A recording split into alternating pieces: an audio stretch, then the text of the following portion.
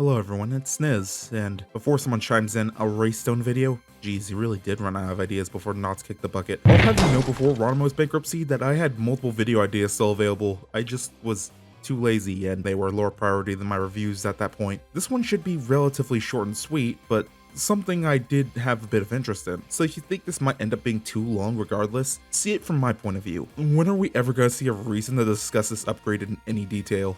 Raystone. On its face, if this isn't the most simplistic utility upgrade in the game, it's certainly still going home with the medal. So what's the argument gonna be, that it's underrated?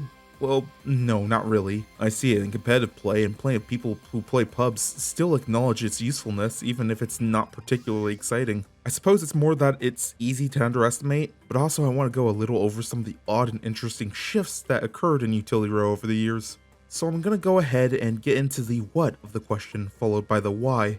For those who don't know or need a refresher, Raystone's gimmick is that it heals additional health from killing creeps.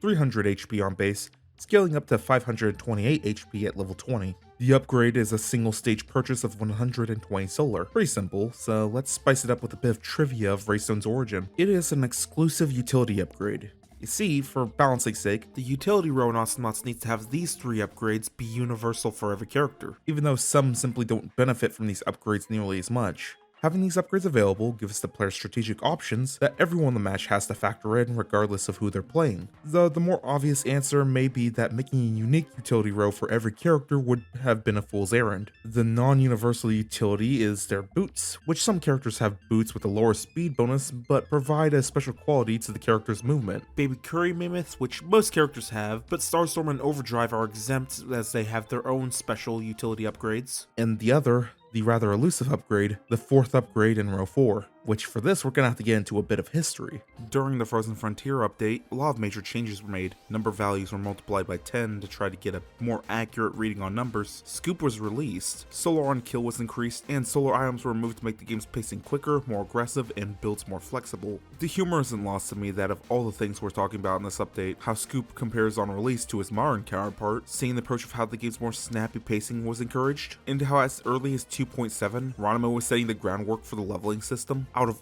all of this, the topic today is Raystone. A utility item named Solar Tree was one of the things that met the chopping block in these gameplay shifts, and something had to take its place. But the only other utility upgrades available were Solar Crab Burger and Starstorm Statue, which just weren't options. Solar Crab Burger is a cool upgrade and encourages more mobility throughout the map, taking past players otherwise might not. Putting it on everyone would not only rob it of its novelty, but makes Medican kinda fall off. 108% more passive regen is nice and all, but why take that versus an overall cheaper item that rewards you more health for picking up money lying around across the map? Starstorm Statue was a non-option not just because it was a Starstorm exclusive utility upgrade, but because it would be a boring must-have. I dare you to tell people not to burn 250 solar and a utility slot for 10% more damage on everything in their kit. So, Ayla and Na got Solar Crab Burger, but they decided they wanted something different for the others. It had to stand out from other utility options, but still be arguably useful, even if not for all the characters it was included with. Thus, Raystone was born,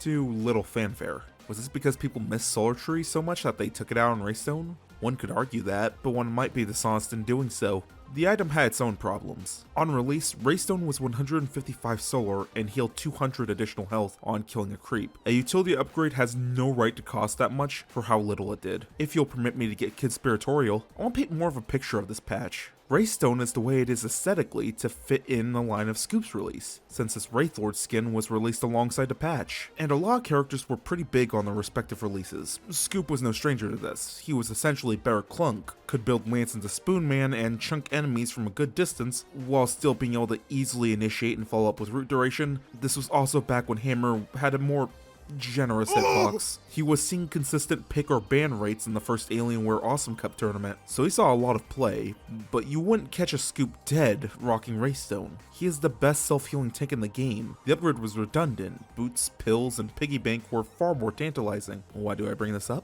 Because in 2.8, the very next patch, Raystone had such little relevance that they had to make a second utility upgrade to replace it on several characters who had Raystone. including Scoop, and Barrier Magazine ended up being a substantially better upgrade. Only on patch 2.10, roughly 8 months after, did Wraithstone finally get the buff to be the version we know today. The item had nearly a year to cement its reputation as ineffectual and overpriced, and even with the buffs, there's not a lot of incentive to really experiment with it. To do so to begin with would have to play one of the characters that even have it, burn a utility slot, making it less likely for you to take piggy bank, and invest that 120 solar to begin with. And this unfortunately wouldn't be the last blow to Wraithstone, as 2.13 would not be a generous update for the upgrade. The leveling system. There's a lot of talk about the leveling system and a lot of strong, usually negative opinions on it that I won't be going into detail here, and if it sounds like I'm throwing shade, just know that I'm one of them. But for now, I'll just go over what you need to know. Levels give the Nauts on the designated team 4% more damage and 5% more health. Pretty sure they dropped both by 1% later, but that's besides the point. Just know that the gap was even bigger before, which means that the earlier patches further cemented the mentality I'm about to talk about. This meant that 1 or 2 levels would give a noticeable gap in power. XP was awarded on all kills, which included things both teams had equal amounts of, turrets and droids, which would always award XP on death. Getting kills is a reliable way to create that gap. But being too aggressive also meant handing the gap over to the enemy team. But all kills awarded XP, including if Nauts were to kill creeps. This shifted part of the early meta into the jungle. Clearing out creeps for XP was incredibly important because if you didn't, the enemy would clear their own out, get them on the respawn rotation sooner, clear them again, and start getting an XP lead without having to kill anyone, or even make a passive comeback if your team got first blood. Enemies will go as far as steal your own creeps to deny you XP, healing, and solar. So this means that creeps are far more valuable. Enemies would steal them in the past, sure, but it was to deny health and get 3 solar from each. Nothing huge, but useful to be oppressive when you have the lead. This means someone with Wraithstone now has an even smaller opportunity to utilize the upgrade with not only the enemies, but even full health teammates for the creeps, because keeping up or even getting a lead in creep rotation, and by extension, neutral XP, was a top priority. So things haven't been looking up very much for Wraithstone. I'm not surprised that despite the dust settling in the game now getting more acknowledgement, that there's still a residual stigma against the upgrade, which is what I hope to push back against a bit here, even if it's so much later down the line in the game. So I'm gonna ease off the history lessons a bit. I think it's time to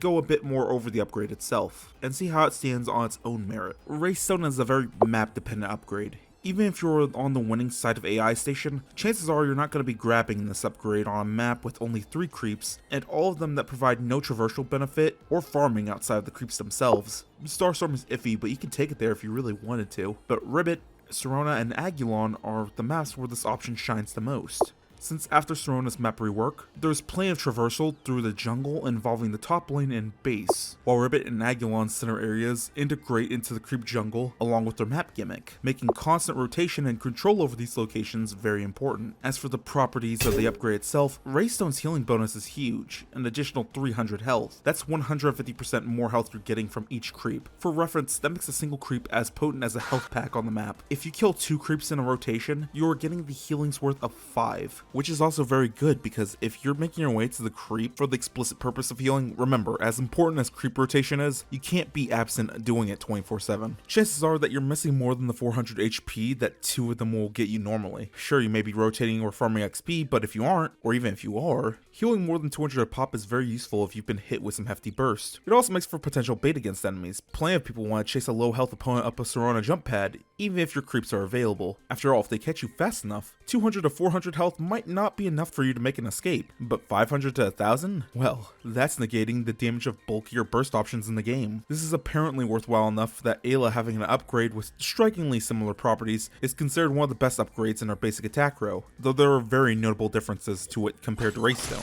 It heals for 50 less and costs 40 more solar, but it also marks creeps with the effect, making it heal whoever finishes off the creep rather than just increasing Ayla's healing from it. This gives her an additional sustain option while roaming enemy territory, while giving her a strong support option for a team with basically no real commitment. There is one more important detail when comparing the two, but We'll get to that soon. You may not be convinced by that. One may argue that Wraithstone results in redundant healing, which depending on the character can actually be a bigger trap than redundant damage, and how Medican is a strong, reliable, universal option for each character that is very effective proportionately speaking on squishier knots. It also is way more useful for facing oppressive team comps, poke-heavy teams. Wraithstone tends to lose its glamour when you're on the losing side, and as a result, you stop controlling the spots that spawn creeps. Plus there are knots that just frankly love to steal creeps. In the 20 seconds it'll take for them to respawn, you can heal an additional 360 HP on base Medican. No hassle, no gimmicks, no dependency. That's all well and good, but if you're narrowly escaping a trap, a lockdown comp, or an enemy coming in after a team fight that got you especially low, Medican isn't gonna save you. Medican is plenty reliable, but like most strong healing within the game, it's counterbalanced with delay, time often being an ill-afforded luxury, so in moments where you're low and being chased, suffering from heavy poke, or having to fight in the jungle against enemies dead set on stealing,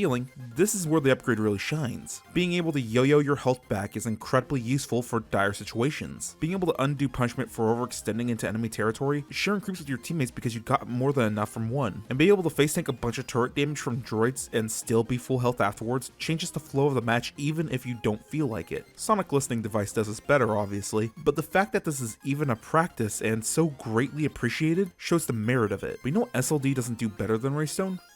Healing. No, not just more healing as mentioned earlier, but in the healing method. As you may know, creeps don't actually heal you when you kill them. They spawn a downscaled health pack and 3 silver solar that are coded to fly towards the killer at a high speed with insane homing. Tiny bits of solar and a health pack land on the ground when the player kills a creep the same time they die. Dying because the health pack didn't reach you in time is a very uncommon occurrence, but it isn't as rare as you might think. Awesomenauts is a quick and snappy game. A half a second delay can mean the world when you're at death's door or an enemy's burst damage is going to activate within that window. This is why there's slight delays to burst healing like Clunk's Bite, or more notably, Scoop's Bindings, as well as Voltor's Heal Bot, which was reworked specifically to work more around the system. These delays in healing are deliberate and lead to deaths in matches from all skill levels. Paula is actually gonna go down the ping. Oh my god. Okay, maybe not all of them are deliberate. So this effect naturally applies to SLD and Wraithstone.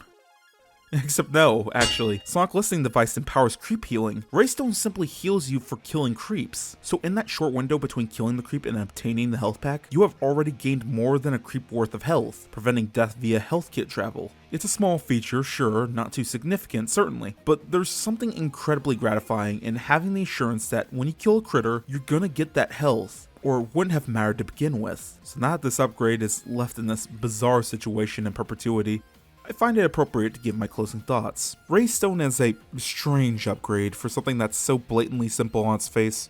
Complex isn't the right word for it, but within it is layers in the cost assessment of creeps. We get that from SLD as well, but also something else in here from the zero delay healing. Its history is a series of misfortunate events that make it feel like it appeared at the wrong place at the wrong time. It's highly situational, was vastly overestimated in value by Ronimo on release, but it is far from a worthless upgrade, and has ample opportunity in the places where it shines, namely being maps that integrate its jungle with lanes used by knots on the winning side or are happy to roam. It's no Medican or Solar Crab Burger, but it doesn't have to be. It's an alternative, a situational one, but one that has its places without being overbearing. And that's why Wraithstone is perfectly fine. It may be worth giving a try if you're rocking Frog or Ksenia at some time.